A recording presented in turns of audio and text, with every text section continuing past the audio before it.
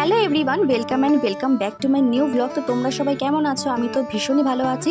তো আজকে হচ্ছে জামাই ষষ্ঠী। তো জামাই ষষ্ঠীর দিনটা আমি কিভাবে কাটালাম চলো তোমাদের সাথে ছোট্ট একটা ব্লগে শেয়ার করা যাক। তো আজকে যেহেতু হচ্ছে জামাই ষষ্ঠীতে দিদি আর জামাইবু আসবে আজকে, তার জন্য আজকে আমরা খুব সকাল সকাল ঘুম থেকে উঠে পড়েছিলাম। ওঠার পরে ঘরের সব কাজবাজ সেরে আগে রান্নাটা বসিয়ে দিয়েছিলাম। আর ততক্ষণে দেখি দিদির জামাইবাবু আর পুচকেটা অলরেডি চলে এসেছে। আর আজকে দিদি একা না, দিদিদের সাথে আজকে এসেছে দিদিদের বাড়ির গোপালটা অনেকদিন পরে। তাই আজকে গোপালও আমাদের সাথে জামাই ষষ্ঠী সেলিব্রেশন করবে। আর দিদি আসার সময় এখানে দেখি আম, লিচু, দই, মিষ্টি সবকিছুই নিয়ে এসেছিল। তারপর আমি আর মা মিলে সবকটা লুচি ভেজে নিয়েছিলাম গরম গরম। তারপর জামাইবুকে প্লেটটা সাজিয়ে দিলাম। আর আজকে ব্রেকফাস্টের জন্য ছিল লুচি, আলু তরকারি, আর তার সাথে ছিল মিষ্টি। তারপর জামাইবুকে খেতে দেওয়ার পর আমরাও সবাই সকালে ব্রেকফাস্টটা করে নিলাম। আর ততক্ষণে দেখি মা এখান থেকে মাটন নিয়ে চলে এসেছে বাজার থেকে।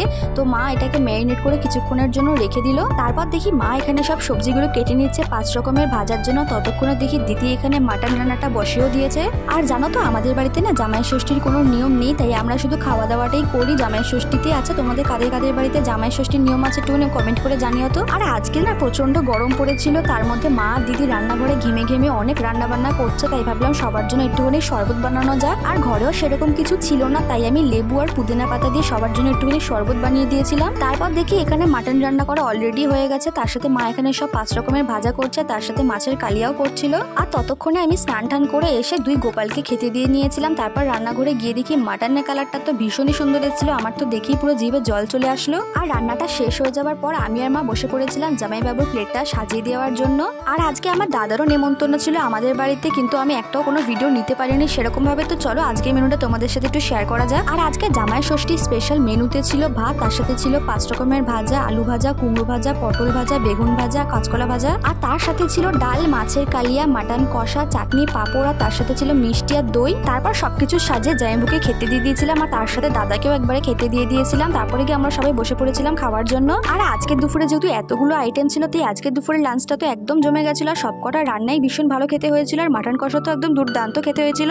তারপর খাওয়া দাওয়ার পর পুচকেটাকে নিয়ে একটুখানি বিকেলবেলা বাইরে এসেছিলাম। আর ও তো বাইরে এসে লোকের কাছ থেকে ফুল ছিঁড়তেই ব্যস্ত ছিল। তখনই দেখি একটা কাকু ভ্যানে করে অনেক কিছু বিক্রি করতে এসেছিল। তো সেখান থেকে দিদি একটা খুন্তি, একটা মশলার ডিব্বা আর একটা পামোচা কিনে নিয়েছিল। তারপর আমরা চলে এসেছিলাম ঘরে চা খাবো বলে। আর যেই বাটিতে দুধটা ঢাললাম অমনি দেখি দুধটা পুরো কেটে গেছে গরমের জন্য। যাই হোক, চা তো আর খাওয়া হলো না আজকে। আর দিদি আর জামাইবাবু আজকে সন্ধ্যেবেলার দিকে একটু বাজারের দিকে গেছিল। আর পুচকেটার জন্য একটা সানগ্লাস কিনেছে, তো ও সেটাকে পরে সবাইকে দেখাচ্ছিল। আর মায়ের জন্য একটা গিফট নিয়ে এসেছিল জামাই ষষ্ঠী স্পেশাল। তো এইবারে জামাই ষষ্ঠীতে জামাইবাবু মাকে এই ননস্টিকের কড়াইটা গিফট করেছে, যেটা তো আমাদের ভীষণই পছন্দ হয়েছে। তো যাই হোক, আজকের ভিডিওটা এইটুখানি। তোমাদের যদি ভিডিওটা ভালো লেগে থাকে তাহলে অবশ্যই একটা লাইক করে দিও। তো আজকের মতন বাই।